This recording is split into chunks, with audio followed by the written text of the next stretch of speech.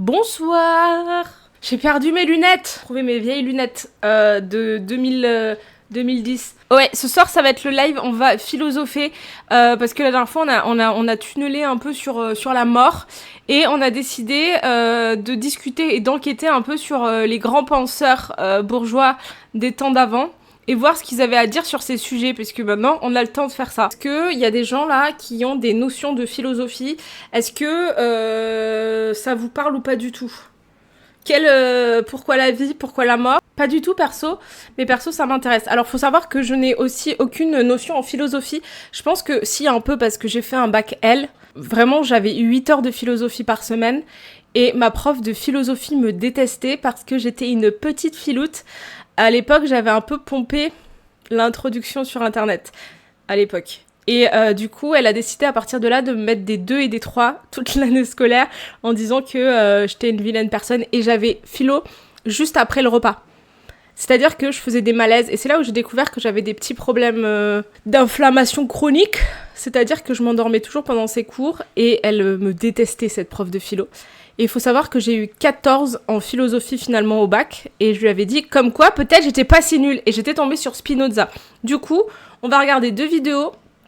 Une qui va parler de Nietzsche. En vrai, j'ai aucune base sur Nietzsche. Et ensuite, on va parler de Spinoza, parce que Spinoza, je me souviens, il avait un peu touché mon cœur. C'est le seul que je peux nommer clairement en tant que philosophe. Et j'avais eu trop de chance parce que c'était le seul que j'avais étudié et je suis tombée sur lui. Et j'avais grave développé en mode, ouais, Spinoza, il est comme ci, comme ça, etc.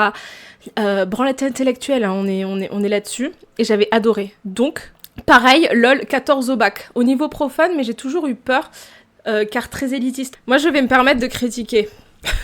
On va se permettre de les juger là. Spinoza, j'ai dû le lire en prépa, j'ai rien compris. Mais Spinoza, je crois qu'il avait une petite vibe. En philosophie, on avait une double correction. Ça veut dire que 2 personnes ont trouvé que je méritais 14, alors que j'avais 4 de moyenne générale en philosophie, à cause de cette prof. Mes notions sont des PTSD de la fac. Attendez, j'ai pas la bonne souris non plus. Alors, on va commencer par Nietzsche. Alors, j'ai cherché des vidéos un peu tout à l'heure, enfin hier. Mais je sais pas si... Je sais pas trop. Je vais mettre mes lunettes de 2012 parce que j'y vois rien en fait. Ah oui, super élitiste, je suis en master de philo de Paris-Nanterre. Les étudiants, les profs, my god. Ah, mort de rien, il y a des profs en costard carrément, souvent ce sont... Ah mais si, j'ai été en cours de philosophie à l'EHESS à un seul cours.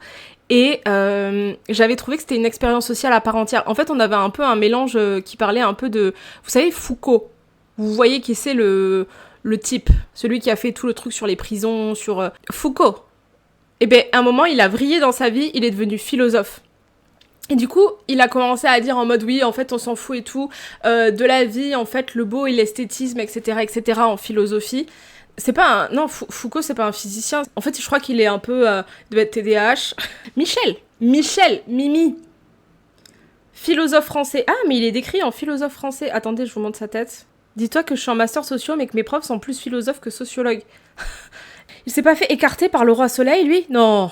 Les élèves, moi ce qui m'a intéressé, c'est les élèves. Les élèves, j'avais l'impression d'être dans un film. Genre vraiment, la vibe Pinterest quand vous tapez étudiant en philosophie. Attendez, mais...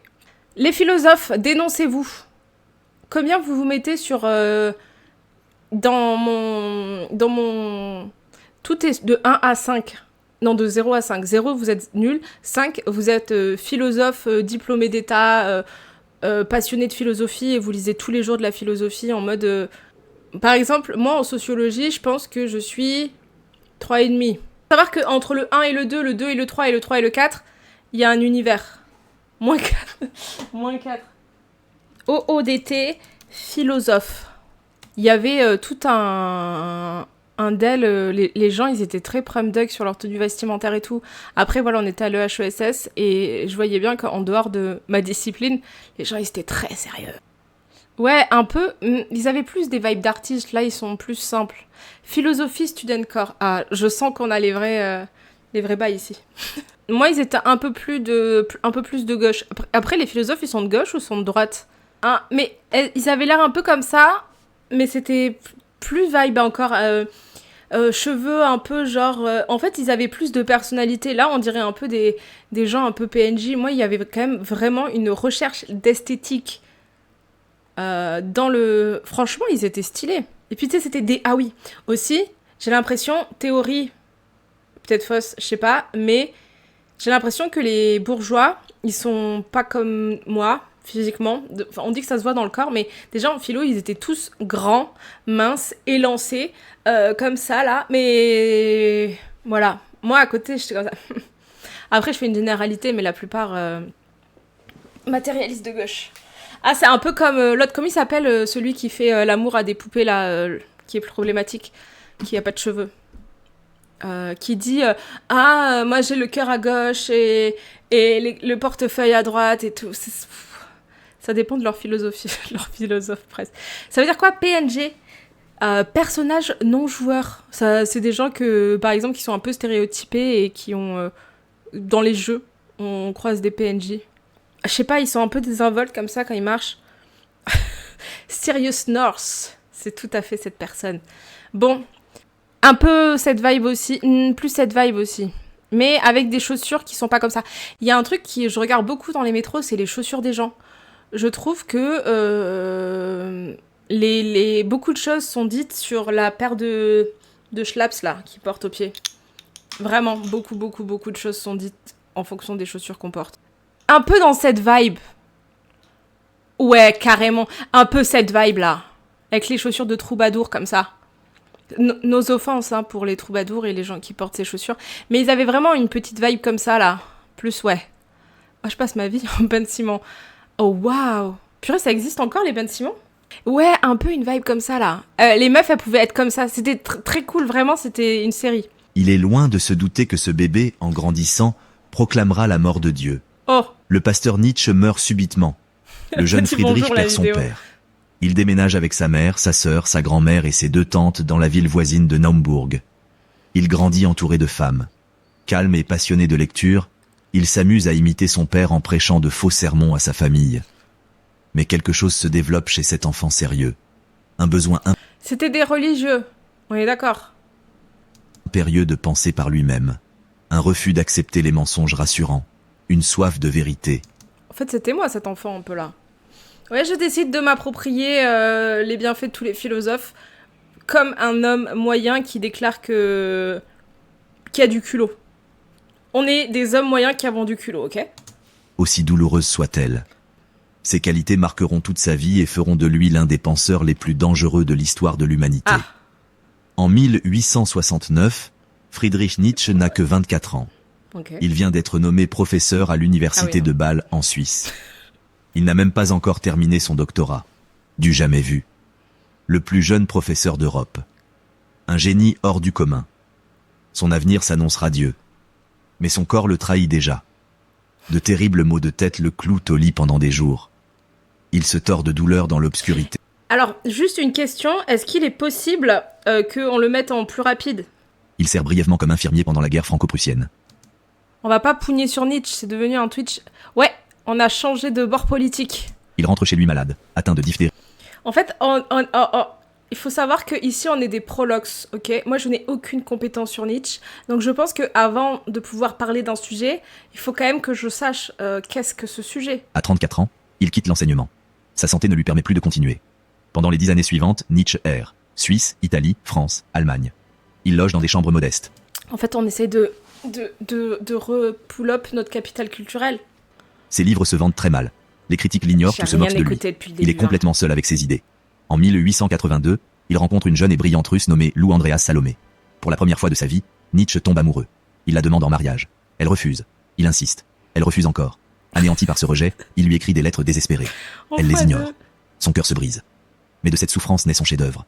Ainsi parlait Zarathustra, écrit dans des élans d'inspiration fulgurante. Puis par-delà le bien et le mal en 1886. Puis la généalogie de la morale en 1000. Je suis désolée, mais est-ce que quelqu'un, vraiment, sans blague, peut faire un résumé de tout ce qui a été dit? Parce que je me suis souvenu juste que 1. Il était religieux et voulait pas de mensonges. 2. Il est tombé malade. 3. Il a erré dans la forêt. 4. Il a rencontré une Russe. Elle l'a pas voulu de lui. On écoute les skibidi Tantanich. 887. La période la plus productive de sa vie se déroule pendant ces moments d'isolement et de souffrance. 3 janvier 1889. Turin, Italie. Nietzsche aperçoit un cheval fouetté par son propriétaire sur la place du village. J'ai l'impression qu'il dit des trucs qui n'ont pas de sens, que genre... Comment ils ont eu ces informations? Enfin, j'ai l'impression que tout est... Il court vers l'animal, l'enlace et s'effondre en pleurant. On le ramène dans sa chambre. Les jours suivants, il écrit d'étranges lettres signées Dionysos, ou le crucifié. Son propriétaire contacte son ami Franz Overbeck, qui accourt à Turin et trouve Nietzsche en train de chanter, de crier et de proférer des déclarations incohérentes. L'esprit de Nietzsche s'est brisé. À 44 ans, sa vie créative s'achève. Rien d'utile, c'est sa biographie. Mais en fait, moi, je veux savoir... Moi, je m'en branle de sa biographie, en fait. Je veux savoir qu'est-ce qu'il a dit. Bah, après, peut-être que je vais trop vite. Étrange, cette façon de raconter d'où vient ces anecdotes cheloues. C'est bizarre, là. Il a été pauvre, puis il s'est fait têche 30 jours par une meuf, et paf, il est devenu philosophe. Ça, c'est la version que j'adore. Tu as beaucoup plus écouté que moi. Alors, attendez. The Little Weak Man. Nietzsche égale mal compris par la droite. Beaucoup cité, mais quasi jamais lu. Par les bourgeois et les prolos. Des vidéos bibliographiques de second... Zone, Balek, vraiment son fait d'armes servi de caution. Ok, donc il y a un peu la théorie de Mimi, Nietzsche, en fait, c'est pas vraiment un droitard et juste, ça, il vient politiquement, vous le situez où? Alors Nietzsche, papa catholique, frêle, pas bon, voir la guerre comme un second couteau et puis disparaît, rencontre l'amour, puis se fait friendzone et fait le pick me et devient meilleur. Ok. Vous savez que moi, mon grand-père, mon arrière-grand-père, il est pasteur. Il a dit des trucs un peu connus, genre il y a des tips de Nietzsche où on se dit waouh, ça c'est Nietzsche. Quel homme. Parce qu'il y a des gens qui disent être ou ne pas être. C'est pas Nietzsche, si. Il passera les 11 années suivantes dans un brouillard mental, soigné par sa mère puis par sa sœur Elisabeth. Il reste assis, silencieux, fredonnant parfois. Il ne reconnaît plus personne. Tant. Friedrich Nietzsche. Alors, excusez-moi encore, mais pourquoi il comprend rien? Et pourquoi il a oublié toutes ces... Ah, c'est des cartes. Nietzsche inspire autant l'extrême droite que tous les philosophes. Ok, ça m'intéresse. Dieu est mort, c'est pas lui qui a dit ça. Pourquoi il a le cerveau brisé parce qu'il a vu un cheval se faire fouetter? Je meurs Je pourrais avoir de l'empathie. Weimar à l'âge de 55 ans. Il ignore tout du succès phénoménal que connaîtront ses livres. Okay. Il ne saura jamais que Ainsi parlait Zarathustra se vendra à des millions d'exemplaires. Il meurt après avoir passé plus d'une décennie plongé dans les ténèbres de la désolation, sans sa... C'est pas des cartes, c'est pas Shakespeare. Non, c'est Shakespeare. Genre personne... Vraiment, on a tous un capital culturel assez bas. Je tiens à dire une anecdote aussi personnelle, parce que c'est mon live et j'ai le droit de tunneler sur... Attendez, je vous mets vos réactions, parce que c'est... Non, attendez, je vous mets vos réactions. Quand j'étais enfant, j'avais lu Baudelaire, j'ai lu Baudelaire à l'école, puisque j'ai fait un bac L. Et en fait, j'ai toujours dit que je serais un poète maudit et qu'on comprendrait mon art quand je serais morte 100 ans après et qu'on se dirait « Ah, waouh !» Du coup, quand on me comprend pas, je me dis « C'est pas grave, c'est pour dans 100 ans. Je suis trop dans le futur, en fait. » La sœur de Nietzsche, Elisabeth, est une nationaliste allemande farouche qui voue une haine farouche aux antisémites. Après la mort de son frère, elle s'empare de ses écrits inédits. Elle les remanie avec soin, en déformant le sens, créant de faux manuscrits, afin de faire coller les idées de son frère à ses convictions politiques. Elle présente Nietzsche comme un prophète de la supériorité raciale allemande. Dans les années 1930, Elisabeth fait découvrir l'œuvre de Nietzsche à Adolf Hitler. Les nazis s'emparent avidement de ses idées. Oh waouh, mais attendez, mais il s'est passé trop de trucs.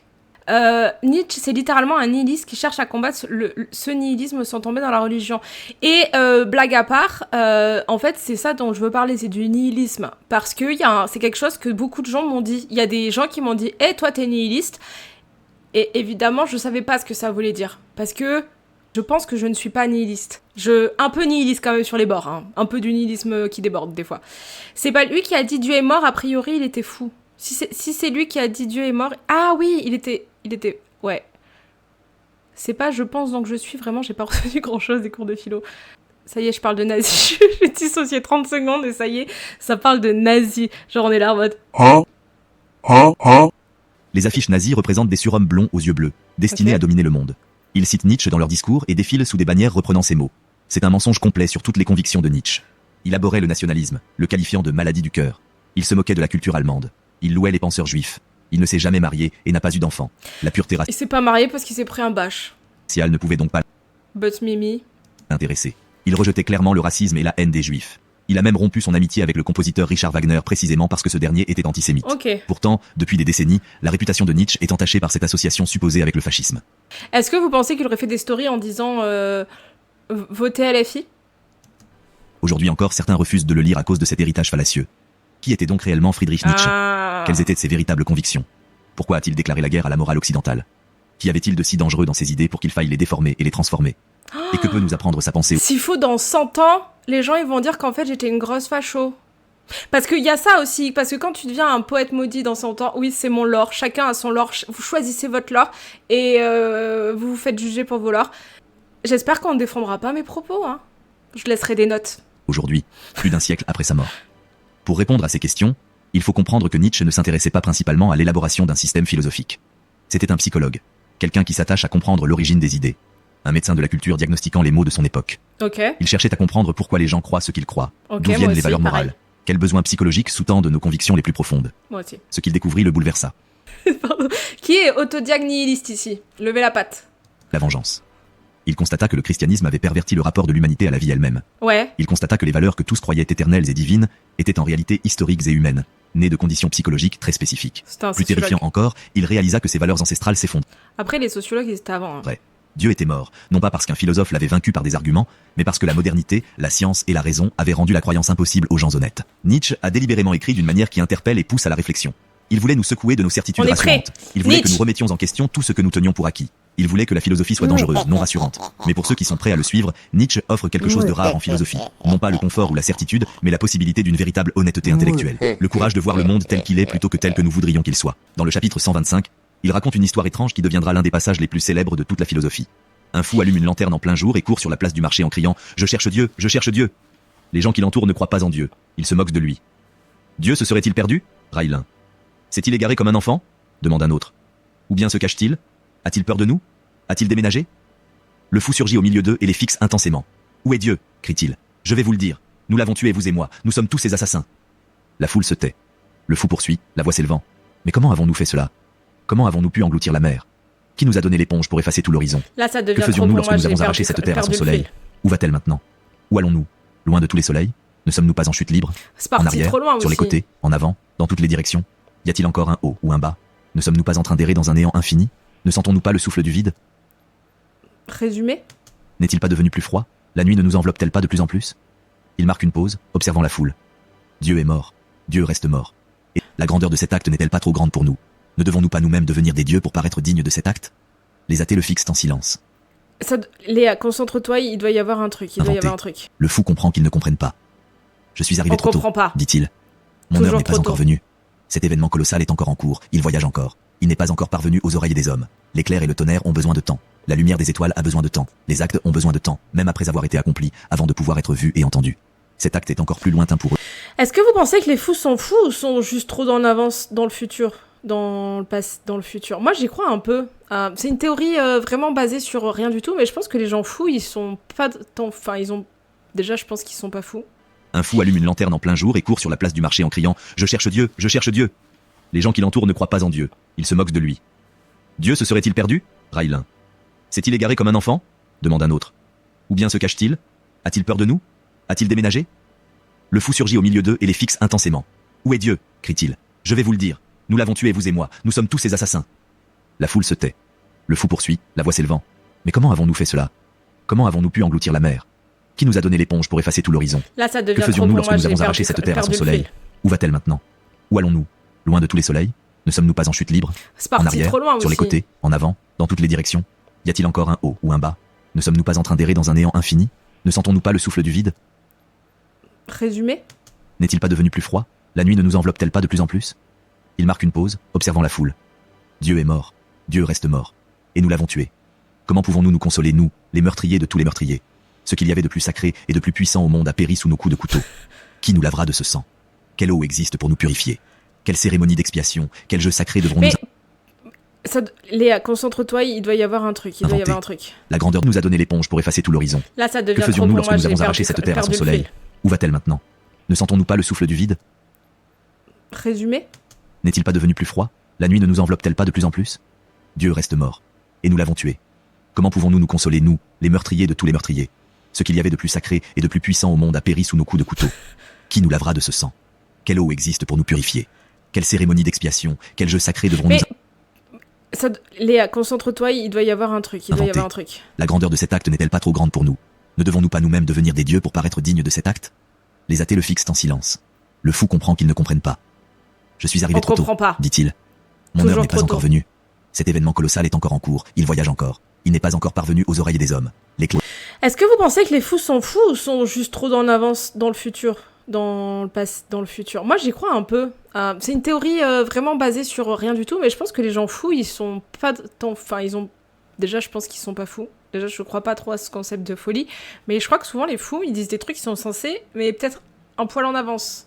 Vraiment. Et puis, il y a plein de gens qui ont été tués pour ça. Et genre, des années plus tard, en fait, on s'était dit, ah, purée, punaise. Ah, erreur de... par la folie, c'est un spectre. Oui, aussi. Oui, mais même non.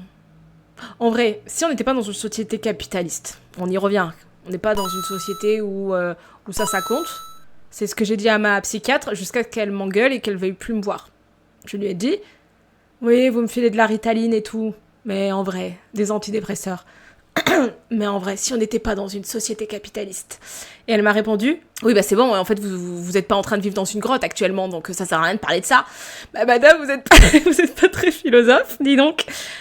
Mais elle souffre parce qu'elle est dans une société qui permet ou qui veut qu'on soit performant et productif. Mais en vrai, si on vivait nu dans la forêt et tout, et qu'il n'y avait pas le langage, on y revient, un fou, ça serait juste pas un fou en fait. C'est parce qu'il y a des normes qu'il y a des fous.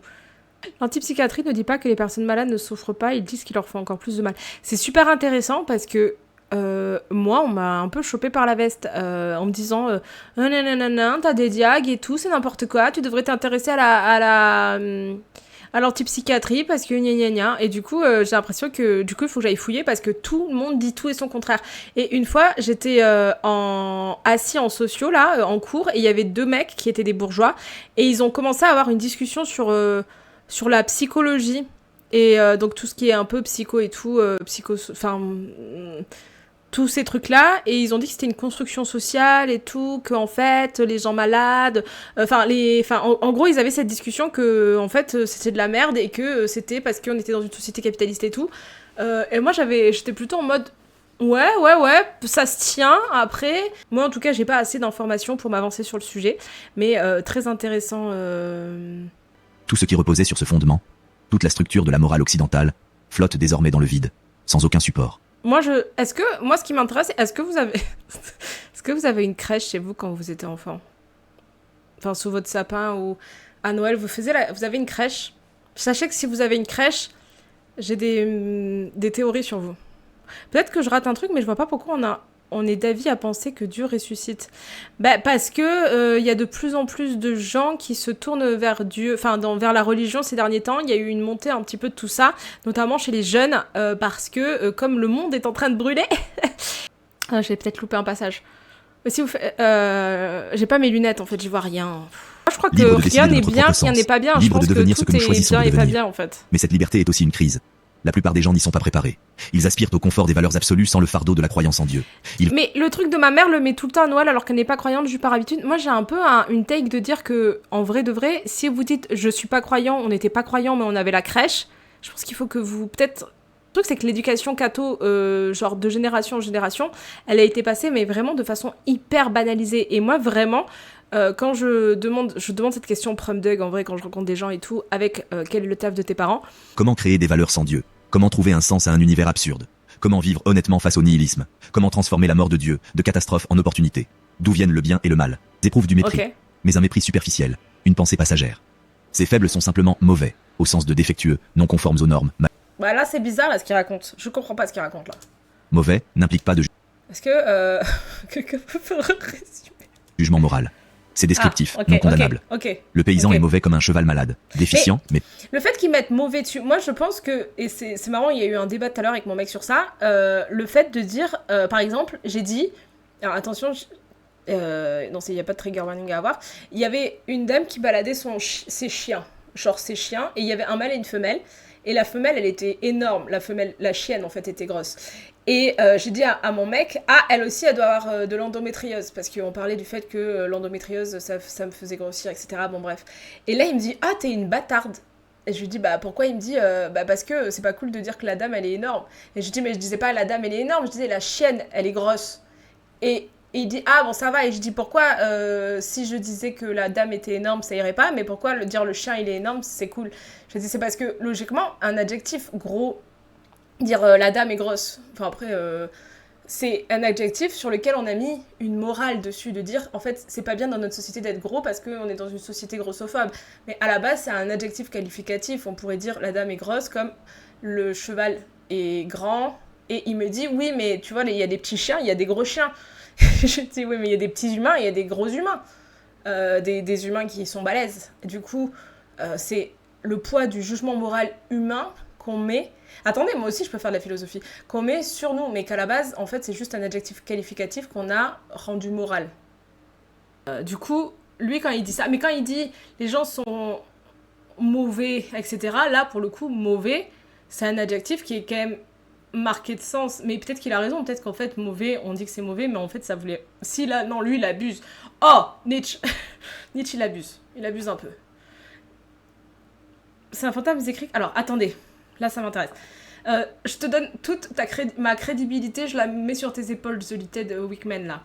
Alors, c'est du détournement. C'est un fantasme décrit comme réalité. Nietzsche, c'est un sous-homme qui se rêvait surhomme, mais qui n'en est pas un. Il décrit les surhommes comme ayant une responsabilité supérieure de faire le bien. Ah, ça veut dire un mot... Enfin, excusez-moi. Genre, le mot gros, ça veut dire... Il y a une définition, mais en fait... En nous d'une définition écrite, dessous, il devrait mettre une petite ligne en disant définition morale, 2 points, et un adjectif méchant qui est décrit dans... Enfin, il manque des lignes dans le dictionnaire. Ça veut dire un mot, mais en fait, il y a un sous-sens du mot qu'il faut pas dire dans certains contextes. Moi, j'ai compris de la vidéo que Nietzsche a voulu comprendre comment on a créé les valeurs bien et mal, mais il suppose que le bien et le mal ont été conceptualisés par les dominants, et du coup, tout ce qui rapporte aux dominants est devenu bien, ce qui était mal a été attribué aux dominés. Est-ce qu'il y a des fervents détesteurs de Nietzsche ici? Et est-ce qu'il y a des fervents défenseurs de Nietzsche? Et est-ce qu'il y en a, ils sont juste... connais pas trop assez pour me prononcer. Opprimés, les masses souffrantes qui travaillent sous le joug des puissants. Ces esclaves regardent leur maître et éprouvent un ressentiment brûlant. Le mot français est ressentiment, que Nietzsche utilise car il saisit une réalité que l'allemand et l'anglais peinent à exprimer pleinement. Est-ce que, indirectement, les mauvais, là, les sous-trucs, là, les esclaves, c'est nous. Et les dominants, c'est genre les Macron, là. Et tous ceux-là, là. Tous eux, là-haut. Et du coup, on a un peu de ressentiment pour eux. Bah ouais, on a carrément du ressentiment. Sentiment profond okay. Et là... Il faut l'imaginer un peu comme ça, peut-être. En fait, moi, j'ai trop du mal à... Quand c'est pas contextualisé avec des exemples d'enfants de 3 ans et demi. Nietzsche. Mêlé à une haine impuissante. Les esclaves sont incapables de vaincre physiquement leur maître. Ouais. Trop faibles pour une action directe, pour une vengeance sincère. Nous, on a la bravem aussi, frérot, on peut pas faire grand-chose. Ils se vengent alors psychologiquement. Ils créent un système moral qui inverse toutes les valeurs, qualifiant les maîtres de mauvais et se considérant eux-mêmes comme bons. Bah Voyez ouais, les carrément. ravages de la morale des esclaves. Tout ce que les maîtres incarnent, tout ce qu'ils valorisent, devient maléfique. La force est maléfique. L'orgueil est maléfique. La beauté est maléfique. Le succès est maléfique. La joie est maléfique. Le pouvoir est maléfique. Les maîtres eux-mêmes deviennent maléfiques. Et tout ce que les esclaves sont, tout ce qu'ils ne peuvent s'empêcher d'être à cause de leur faiblesse devient bon. L'humilité est bonne. La douceur est bonne. La pauvreté est bonne. La souffrance est bonne. L'obéissance... Je sais pas si le mec, il est pas un peu tronqué dans sa vidéo, parce que j'ai l'impression qu'il... Je sais pas pourquoi, je sens... Le mec qui fait la vidéo, j'ai pas confiance... J'ai pas trop confiance en lui depuis tout à l'heure. Il y a mon petit nez qui s'adapte, qui me dit... En fait, il dit des takes un peu bizarres, et je suis pas sûre que Nietzsche... Enfin, je connais pas Nietzsche, on n'a pas bu ensemble de verre, mais j'ai l'impression qu'il se fait un peu des raccourcis de choses, parce que là, il dit des trucs qui n'ont pas de sens. J'ai l'impression qu'il est en train... C'est un peu ça, ou est-ce que c'est un peu bizarre, là? Condamnés et les esclaves glorifiés. Pire encore, il s'efforce de faire accepter cette évaluation aux maîtres, de les ronger par la culpabilité, de les faire honte de leur propre pouvoir, de retourner leur force contre eux-mêmes. La morale des esclaves est réactive et négative. Elle ne part pas de l'affirmation de soi, mais du déni de l'autre. Puis le christianisme a répandu cette morale d'esclave partout. Jésus prêchait que les... J'ai pas tout compris, hein. Personne n'a lu Nietzsche. Non mais les grandes lignes. Il y a des gens qui ont les grandes lignes. Alors ça va au-delà. Les dominants sont ceux qui ont toutes les qualités en fait. Ok, faut voir la vision en 2 blocs. Un minoritaire qui est de qualité intrinsèquement qui mène à des privilèges. Les plus faibles, plus nombreux sont en dessous, et donc il y a un mix de réflexion critique de la morale chrétienne qui rejette la légitimité des forts, et aussi une vision fantasmée du rôle des forts. La vidéo est trop vague. Nietzsche et pas un courant absolu. Il a changé d'avis. Ok, super intéressant ça. Il bande le prolétariat. Mais non, il bande pas le prolétariat. Au contraire, il dit que les prolétaires sont nuls. Vraiment, moi je trouve pas qu'il vendre le prolétariat, au contraire. Il dit que c'est des sous-hommes faibles qui sont pleins de vices et qui, comme ils sont jaloux des puissants, ils sont tout pleins de vices et il dit que les pauvres, en gros, les esclaves précisément, sont des êtres tellement faibles que du coup, ils préfèrent dire que les méchants, c'est les riches et pas se dire que eux sont des grosses merdes. C'est ce que j'ai compris. Après, encore une fois, je suis dyslexique. Possible que je comprenne pas tout. Les esclaves, tout ça, blablabla. Mais déjà, je trouve que la rhétorique des esclaves, et dans ce qu'ils disaient, il y avait tout et son contraire. Il y avait des trucs, je suis en mode bizarre. Peut-être parce que je projette, et que voilà. C'est la morale du christianisme. Maître ne disparut pas complètement, mais elle se fit clandestine, réprimée, contrainte de se dissimuler. La morale des esclaves devint si dominante qu'aujourd'hui elle paraît naturelle, évidente, la seule morale possible.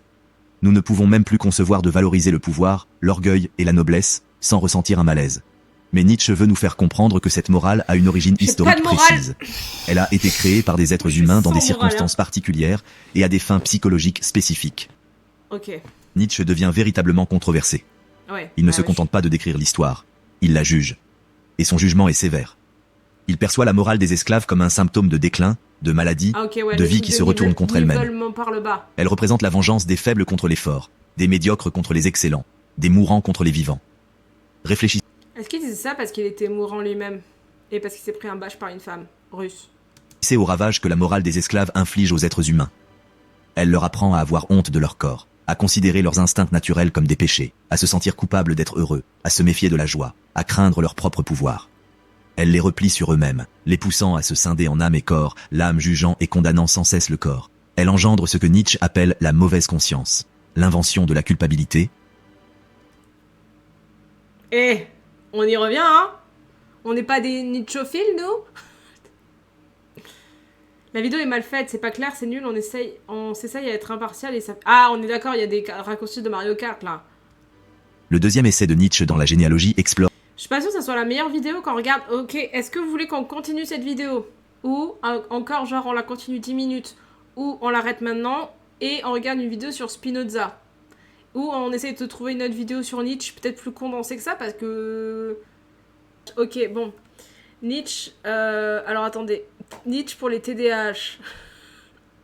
Ah, combien de temps, ça? 7 minutes. Parfait. Dieu est mort. On a compris que Nietzsche, il a dit « Dieu est mort ». Ça... On est tous d'accord. Et il commence à faire tout noir. Dieu est mort. Dieu reste mort. Et nous l'avons tué. Et vous savez maintenant après ce live que il a dit Dieu est mort en 1882. Moins conciliante aux questions dont la religion avait traditionnellement le monopole. Nous nous sommes débarrassés des chaînes du... Après au bout d'un moment aussi les religieux ils ont abusé. Ils ont pris des aises aussi. Ils ont commencé à faire payer des trucs, à dire oui, si vous faites pas ça, vos enfants ils iront en enfer et tout. Du féodalisme et de son acceptation inconditionnelle de l'autorité. Et nous sommes devenus plus individualistes et naturalistes dans notre façon de penser. Mais tout cela s'est produit très rapidement. Ouais. Le bail des parents, c'est une bonne La métaphore. vie sans religion étant trop terrifiante pour être envisagée, il se réfugie. La vie sans parents est très terrifiante. Sachez que j'ai jamais reçu autant de DM de gens qui sont terrifiés en me disant comment on fait pour vivre sans parents. C'est aussi terrifiant que perdre de l'argent. L'exemple est très très bon. Idéal, le paradis, le lion et l'agneau dormiront ensemble. Et la puissance inéluctable de Dieu apportera le salut aux doux et le châtiment aux méchants. Attendez, on n'est pas assez revenu en arrière. Je suis désolée, je suis la pire personne. Ok, on était là. Pensez-y de la manière suivante. La tradition judéo-chrétienne dit que nous vivons dans un monde de péché où les faibles souffrent aux mains des forts. On devrait tous être altruistes et égaux. Ok, je suis peut-être un peu... Je suis pas athée, hein, je tiens à dire. Moi, je suis plutôt d'accord avec ça. Servir Dieu et les autres, en particulier. En gros, on devrait plus s'entraider. C'est ce que dit la religion, de toute façon. Les malades et les défavorisés. Ok.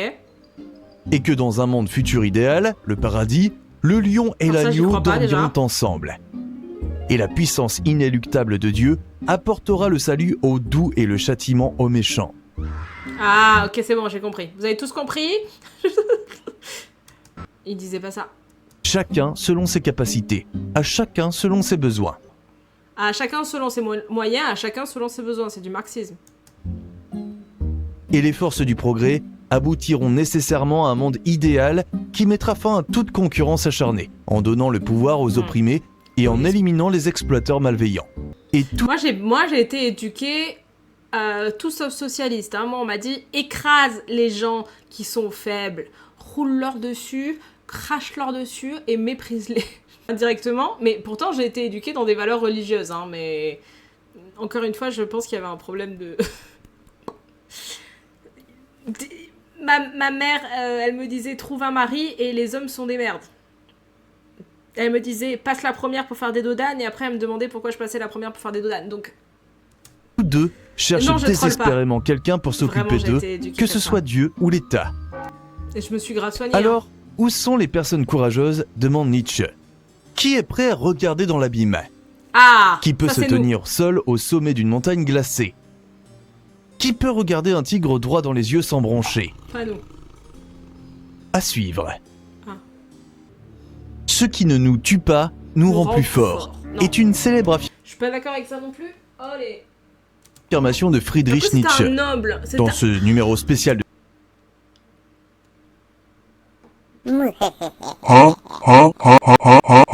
C'est lui qui a dit ça. Ce qui ne nous tue pas nous rend plus forts. C'est Nietzsche. Nietzsche. 2 phrases qu'on sait de Nietzsche. Mais... c'est un truc... Enfin, c'est parce qu'il a été malade. En vrai, comme... Ok, toute personne est narcissique avec des biais égocentriques, etc. Vous, moi, etc. Du coup, dans son lore, évidemment, comme il a été alité et malade très longtemps, il était en mode « ça m'a pas tué, je suis devenu plus fort ». Mais il s'est dit ça à lui-même, en vrai. De Sprouts, réalisé en collaboration avec Stephen Hicks, nous explorons comment Nietzsche partitionne le monde en moutons et en loups. Oh! Non mais attendez, parce que blague à part et tout, mon tatouage, mon méga tatouage sur ma cuisse étant un loup, parce que ma théorie de... Après, j'ai eu cette théorie au lycée, hein, loup, berger, mouton. Donc un peu une Nietzscheophile. Après si le glorifie la faiblesse. Après si le gars... C'était au début. Mais peut-être que Nietzsche, en fait, à la base, c'était un peu un mec... hop, et après, il s'est dit, en fait... Et comment... C'était Nietzsche jeune, après, il y a Nietzsche, il a vieilli, il a pris en maturité. Ce qui ne tue pas, mute et revient pour un second... Après, ouais, ok. Non, mais là pour l'instant, Nietzsche, on était arrivé à la même conclusion. Le théorie de loup, berger, mouton. Bon, après, tout le monde l'a pensé presque à cette théorie. Mais vraiment, pendant très longtemps, j'ai fait chez tous mes potes avec ça, je parlais de ça tous les jours et tout. Et après, je me suis rendu compte qu'il y avait des dominants et des dominés dans les loups, bergers, moutons, genre comme s'il y avait des loups et des loups blancs et des moutons et des béliers. Moutons et loups. Mais on est bien là. Là. Nietzsche dit: toute nature organique est divisée en 2 types d'espèces. Ouais, moi, j'avais un berger au milieu. Celles qui sont naturellement grégaires et celles qui sont naturellement solitaires. Les autistes, on est celles qui sont des proies et celles qui sont des prédateurs. Psychologiquement et physiquement, ce clivage est également enraciné dans l'espèce humaine. Vous êtes plus un loup ou un mouton, vous? Certains d'entre nous sont nés sédentaires et indolents, quand d'autres sont nés pleins d'entrain et avides d'aventure. Certains, pour reprendre les termes de Nietzsche, sont nés pour être des maîtres, et d'autres pour être des esclaves. Ok, intéressant.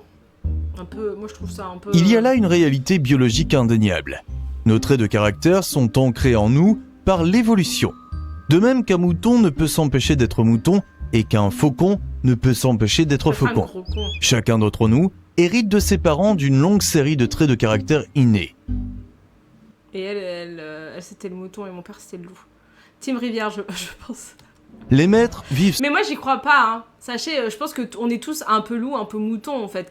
Parce qu'avec des gens, tu vas être un peu plus loup, et avec des gens, tu vas être un peu plus mouton. Je suis désolée, moi, étant un peu team loup, je pense que c'est au mouton de... Moi, Prom Duck, je suis un peu... Enfin, je suis pour le nivellement par le bas. Je sais que c'est un débat où la plupart ne sont pas prêts à entendre, mais je suis un peu pour le nivellement par le bas. Ça me dérange absolument pas, au contraire. Genre, pour moi, il faut s'adapter au plus faible. Par exemple, imaginons, on est un groupe de 10, ok? Il y a une personne dans le groupe de 10, elle a mal au genou, et l'autre personne, elle fait des randonnées tous les week-ends. Est-ce que tout le monde s'adapte à la personne qui fait des randonnées tous les week-ends ou à la personne qui a mal au genou? Je pense que honnêtement, si t'es avec une personne qui a mal au genou, on s'adapte à la personne qui a mal au genou, et on va plus doucement Ou peut-être qu'on trouve un compromis et certains vont plus vite et on s'arrête, etc. Mais moi, je suis plus pour on nivelle par les gens qui ont le plus de difficultés. Mais j'ai l'impression vraiment quand je dis ça, alors évidemment les droitards à chaque fois ils me chopent par la veste parce que c'est les premiers à dire on va pas niveler par le bas, alors que la plupart qui me disent ça ils sont vraiment de classe populaire et ils auraient tout intérêt qu'on nivelle par le bas parce que socialement ils sont considérés un peu comme le bas de l'échelle. Enfin c'est des pauvres quoi, donc de toute façon après pour eux ils sont pas pauvres, etc. Ils pensent qu'ils sont de classe moyenne, bref, mais quoi qu'il en soit, moi je suis pour le nivellement par le bas. Celui qui fait de la rando en compète doit se porter celui qui a mal au genou. Mais celui qui a mal au genou, il peut... Ouais. On fait un traîneau, on le porte, je sais pas, on se mobilise, on fait un effort de trouver une solution. Ou sinon, on marche tous plus doucement. En vrai, ça sert à quoi d'aller super vite pour monter cette montagne ? À la fin, on va mourir en haut de la montagne. Donc, venez, on y va doucement, on regarde les fleurs, on regarde le paysage, on fait des pauses, on boit un petit coup d'eau, on fait des blagues, on est hihi ha ha ha, on passe du temps entre les humains, et on est content. Alors la force, la méchanceté et le mépris des moutons vous seront innés et vous sembleront bons. Et après tu fais de la socio et ça va Rien bien. ne peut mettre d'accord les loups et les moutons sur le plan moral. Leurs natures sont différentes, tout comme leurs besoins et leurs objectifs, ainsi que ce qu'ils estiment être bon pour eux. Bien sûr, il serait bon pour les moutons de convaincre les loups d'être plus moutonniers. Mais aucun loup qui se respecte ne tombera dans le panneau. Aïe. Je me respecte pas. Encore une fois, hein, j'ai le droit de tout bâcher sur le loup because je suis un loup. Ça m'a coûté un demi-SMIC, ça m'a coûté un SMIC, clairement un mois de salaire. Donc j'ai le droit d'utiliser toutes les vannes et de looter un petit filou. Voilà, c'est comme, tu sais, quand vous avez un truc, vous avez un passe-droit, parce que vous avez le droit de faire des vannes, mais j'ai le droit de faire des vannes sur les loups. Stratégie de survie. C'est moi qui fais les règles. Donc à l'époque, ils ont fait un contre-uno. Donc à l'époque, c'était les forts qui étaient valorisés, et puis maintenant c'est les faibles qui sont valorisés, et les forts ils sont dévalorisés. Contre-uno. Parce que les moutons sont plus nombreux. Mais j'ai pas l'impression que les faibles soient valorisés. Enfin, ils prenaient des drogues, Nietzsche. Un peu. Non, bah... Non, c'est pas une science, hein. Ils se prétendent pas être scientifiques, c'est juste des gens qui ont du temps et qui sont en mode... Non, mais la philosophie, pour moi, c'est un truc de mecs angoissés et de meufs angoissées qui ont peur de mourir. Mais ouais, non, ça a pas de crédit plus que ça. Mais je trouve que potentiellement, ils peuvent dire des choses intéressantes et que on peut peut-être mieux comprendre... C'est des storytellers, peut-être. On a besoin d'expier parce que au début du live et maintenant j'ai l'impression que j'ai pris une claque. Allez, il faut qu'on fasse une pause. Parce que les droitards valorisent l'orgueil, le mérite et la réussite, pour moi c'est des loups. Ouais. Mais à ce qui paraît, enfin, ça a été rapproché. C'est pour ça qu'il y a eu une confusion chez Nichouille. Parce que du coup, même nous, on sait même pas où le situer, et donc ça crée un peu... Après, il a dit que... Enfin, le mec a dit que Nietzsche cassait la tête. C'était genre, on n'arrivait pas à le situer, et je trouve que c'est vrai. Au moins, il a l'occasion de nous faire déblatérer des choses, parce qu'on comprend rien. On aurait pu faire des mémos, des notes. Un prof de philo de la terminale a perdu un chat. Déjà que j'ai du mal à lire, à voix haute. Une angoisse quand j'étais enfant et qu'il fallait, quand on m'appelait, on disait Léa, lis la ligne suivante, j'avais la goutte là, la goutte entre les fesses, et je préparais, et en fait quand je préparais déjà la phrase au cas où que ça tombe sur moi, parce que je peux pas lire à voix haute, on découvre des choses que je connais pas, un peu narcissiquement, je vais pas regarder des trucs que je connais, et j'avoue que la socio, j'en fais tout le temps et tous les jours, et en fait là, je vous avoue que si j'avais pas fait ça en live, je l'aurais fait de mon côté, parce que je me suis intéressée à ça, notamment via je me suis intéressée aux philosophes, notamment à tout ce qui est relation avec la mort. Et j'ai vu qu'il y avait des philosophes qui avaient bossé dessus, et notamment quel est le sens de la vie. Et moi, je me suis dit, bah, s'il y a des gens qui ont travaillé dessus, viens, on va voir ce qu'ils ont à dire. Moi, j'ai déjà trop de déformations professionnelles. J'essaye d'aller chercher sur d'autres pans, parce qu'en vrai, en socio, on apprend à faire de l'interdisciplinarité. Donc, j'ai étudié beaucoup l'histoire, j'ai étudié aussi un peu l'économie. On pourra faire des lives économie, mais en gros, aller dans les sciences humaines et... Oh, waouh! Après, je regarde pas parce que en fonction des nombres d'abonnés qu'il y a sur le live, je peux stresser. En fait, s'il y a pas beaucoup de gens, ben, j'ai l'impression que je suis en mode ah, ça veut dire que je suis rejetée, je mange toute seule à la cantine et je parle toute seule, une angoisse. Et s'il y a trop de gens, ça veut dire que je me dis oh là là, il faut que je me censure parce que si je dis une connerie, les gens ils vont se dire ah. Vous avez aussi, maintenant c'est un peu moins la mode parce que maintenant il y a des IA, mais à l'époque, il y avait, enfin à l'époque, il y a 6 mois, mais c'est l'époque sur internet, il y avait des vidéos, c'est des vidéos de chats, c'est que des gifs de chats et ça raconte des histoires, ça dit, attendez, je vais vous en trouver une. Vraiment, je vais vous la mettre.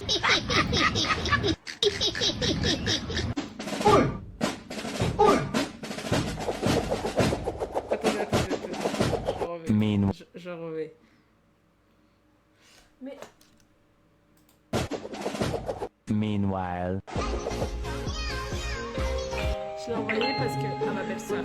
Mesdames, messieurs, notre TGV va partir. Nous invitons les personnes accompagnant les voyageurs à bien vouloir descendre. Attention à la fermeture des portes. Attention des barres. You're fine. You're fine, kitty.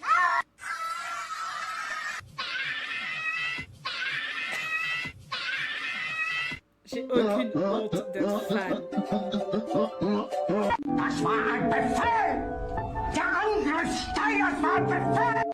Mais vous avez la ref ou pas du tout? Est-ce que je suis la seule Ah, il faut que je mette internet en plein écran. Non mais je sais pas faire. Spinoza. Quand on ouvre l'éthique pour la première fois, on constate très rapidement que le texte n'a rien à voir avec un discours philosophique traditionnel. Il est organisé à la manière d'un traité mathématique, ce qui le rend immédiatement déroutant.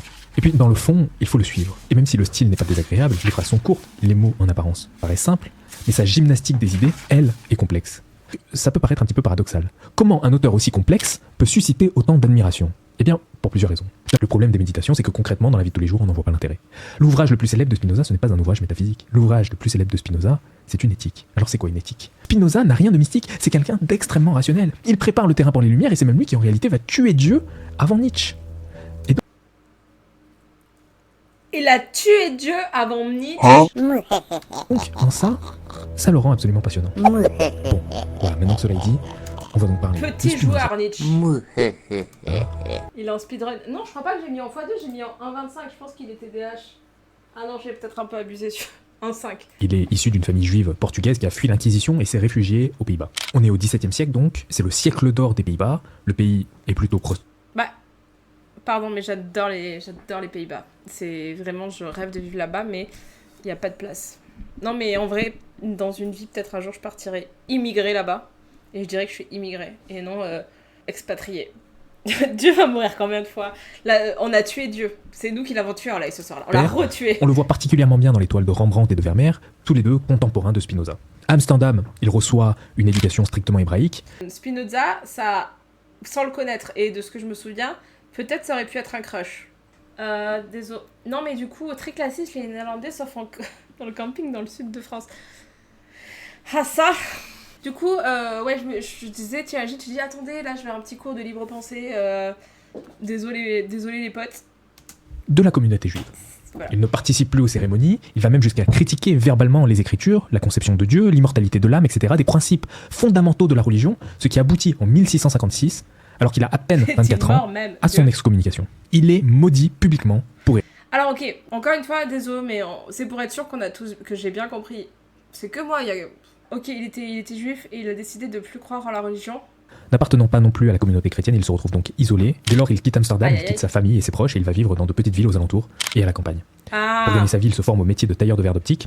Okay. Et pendant ce temps, il étudie rigoureusement Descartes. Il s'approprie sa philosophie, ses concepts. Et dire, vous voyez, en fait, je vais vous dire un truc un peu bizarre, mais il s'avère que quand tu rentres en thèse, tu dois... alors attention, c'est un peu très métaphorique, mais en gros, je veux rentrer en thèse. Et donc, tu dois trouver quelqu'un qui va te soutenir, en fait, quelqu'un qui va te driver, un peu genre un maître. De façon, voilà, et le maître est son élève. Et globalement, quand tu bosses avec une personne en thèse, et donc t'as un directeur de thèse, et bah j'ai un peu l'impression que c'est un peu comme si je me faisais mordre par un vampire, entre guillemets. Je sais pas si vous avez vu Qu'est-ce qui se cache dans l'ombre, là, la sitcom avec les vampires, là, What is, je sais pas quoi, in the shadow, là. Bah en fait, j'ai l'impression que, indirectement, la personne que tu prends en thèse, elle va te souffler comme ça, toutes ces idées un peu. Et du coup, que tu vas devenir un vampire de sa génération, c'est pas clair. Si, c'est clair. Ouais, c'est comme si je me faisais morte par un vampire et ensuite moi je vais être formée notamment via la pensée de mon vampire d'avant qui a été formé par un autre vampire, qui a été formé par un autre vampire, par un autre vampire, par un autre vampire, et on en revient à la fin toujours à des grands penseurs genre qui ont créé, vas-y Jumpy, qui ont créé l'humain quoi, enfin qui ont créé le truc de la recherche, voilà. Et tu t'inscris dans la lignée 2. Faut vraiment être sûr, et c'est en ça que moi j'ai un peu la pression. Moi j'ai un peu la citation de dire c'est parce que je suis balance. Choisir c'est renoncer, et moi j'ai un gros truc j'ai horreur de sentir qu'on me souffle dessus, et ça me bloque beaucoup pour la thèse parce que je veux être sûre de qui me souffle dessus, enfin qui me mord en fait.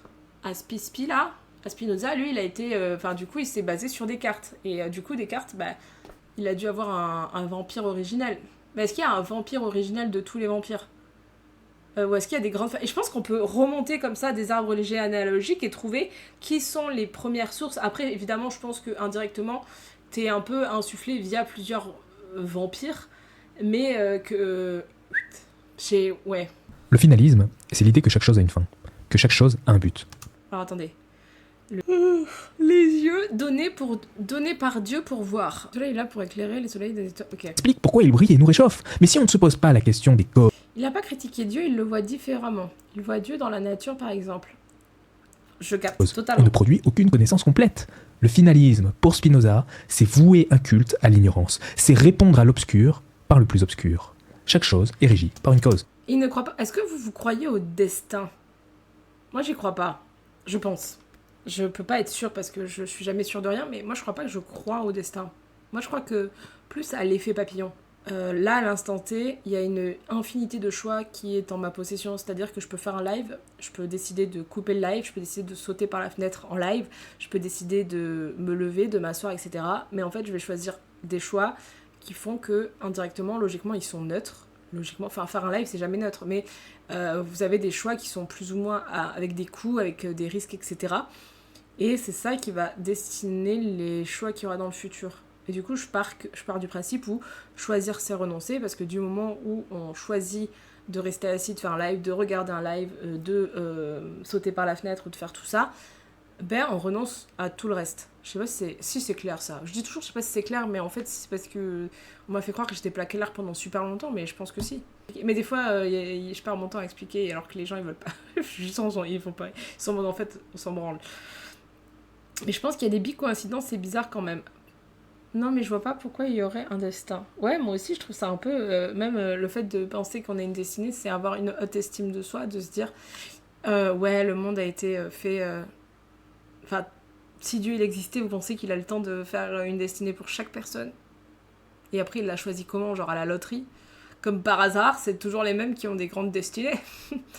Faut faire des dessins live pour expliquer des schémas. Non mais grave, je vais prendre ma tablette et je vais pour les prochains lives, je vais la scotcher, bref, comme ça je pourrais faire des schémas en live parce que je trouve ça hyper dur de gérer un ordi en même temps, alors que moi de mon côté j'ai tendance à...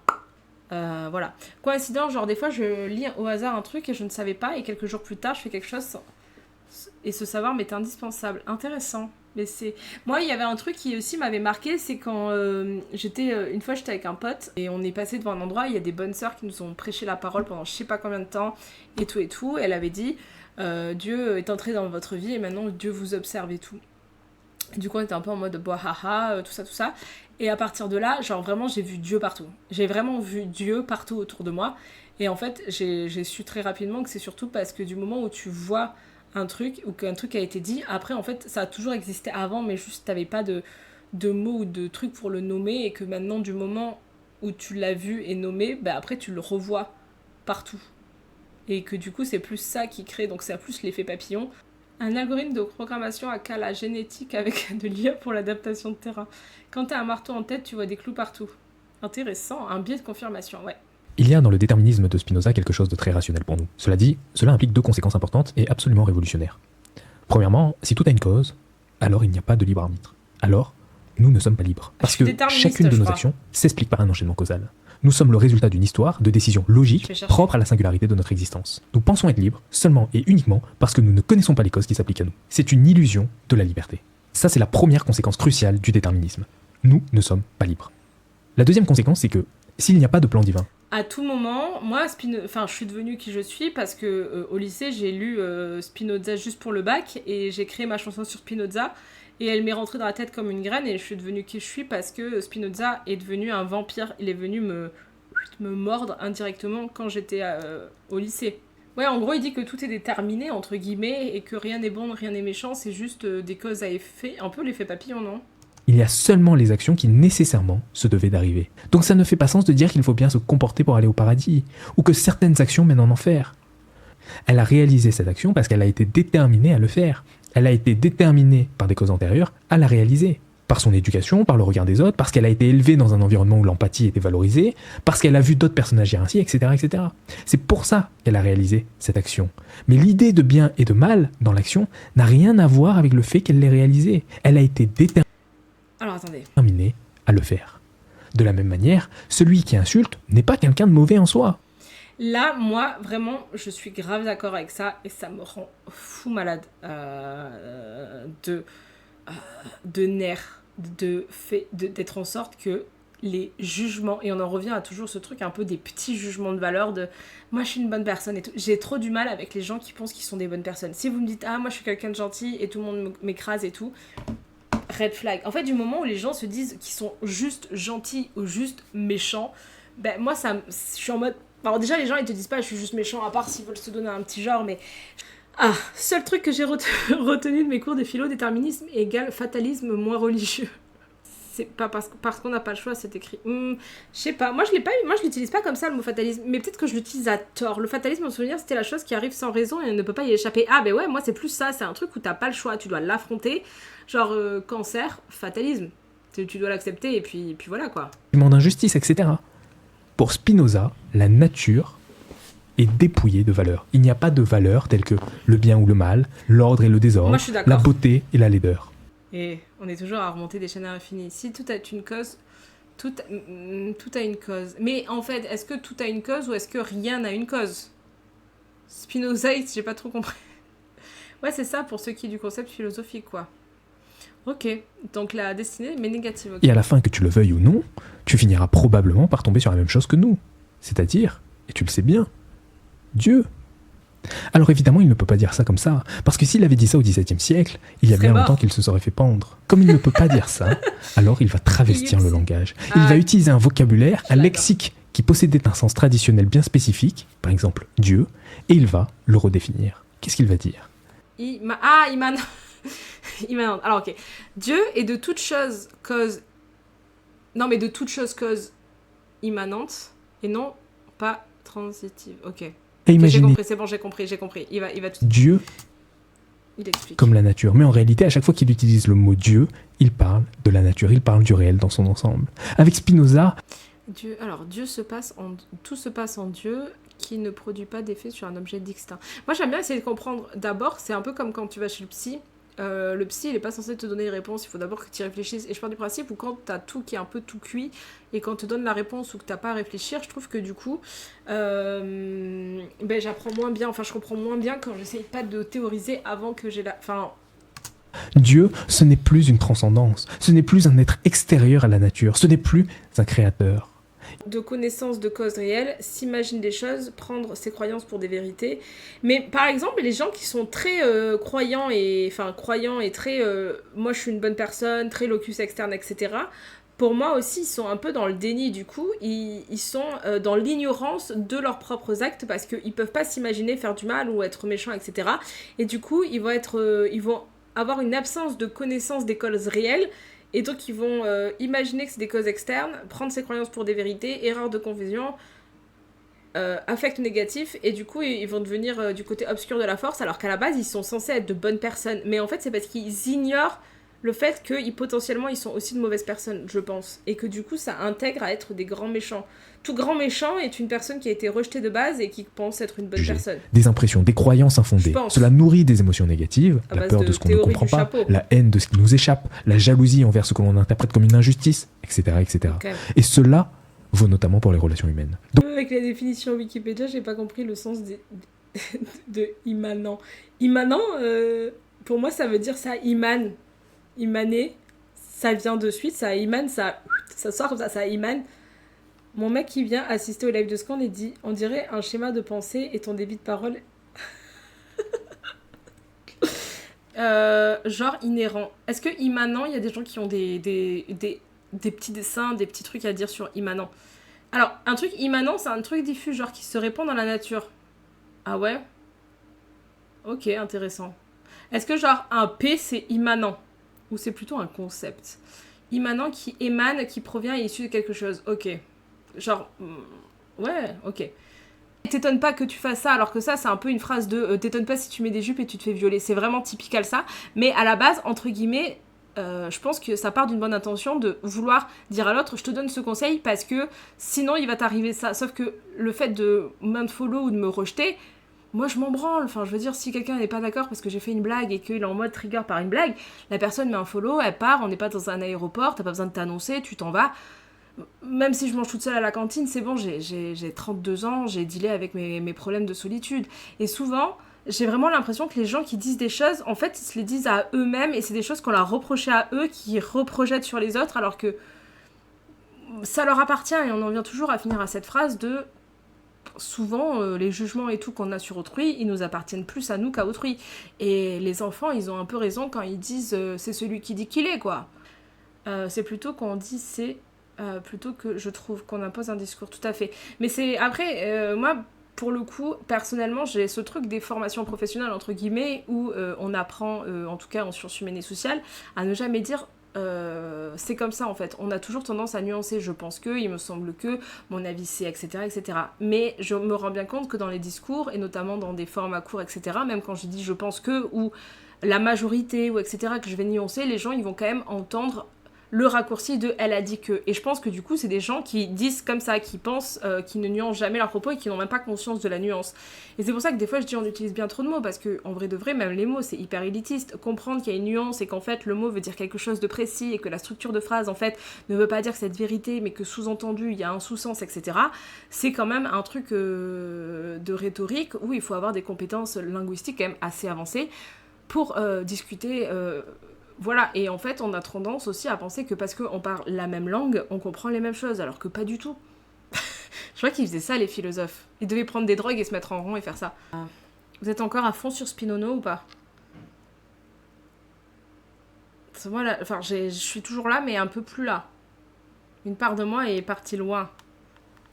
Je tenais à juste préciser un truc. Tout à l'heure, je vous ai dit que j'étais un peu entre nihilisme et abrutisme. En fait, je suis dyslexique. Du coup, je suis pas vraiment entre nihilisme et abrutisme. Je suis entre nihilisme et absurdisme. Et absurdisme. Voilà. Et c'est, je crois que c'est un truc développé par Albert Camus, de ce que j'ai compris. Ouais, là, je commence à speedo dodo. Cette bonne spino nuit. C'est... Ouais. Là, moi, je me couche sans rire à 22h30 habituellement. Donc on est plus parti sur un speedodo. Ok, ça fait beaucoup de notions pour ce soir et on a appris plein de choses. On a appris Dieu est mort, Dieu est mort, ce qui ne tue pas nous rend plus forts. On a appris que Spinoza, il a dit le mot immanent et que immanent, ça sort de un peu tout, un peu diffus. Ouais, voilà. Dieu est mort 2 fois. Et ensuite, on a appris que Spinoza, il a été excommunié parce que aussi il n'osait pas dire qu'en fait il croyait pas en Dieu. Et aussi le fatalisme, c'est une mauvaise nouvelle que t'as pas le droit que t'es obligé d'accepter. Le nivellement par le bas. Ah oui, Nietzsche est contre le nivellement par le bas. Sa sœur a repris ses textes et elle les a un peu changés parce que pour les mettre un peu genre à Hitler. Ah, ils nous ont fatigués, là. Ah, ils m'ont fatigué la tête. L'immanent, c'est un prout humain. C'est clairement ce qu'on a appris. Un prout divin.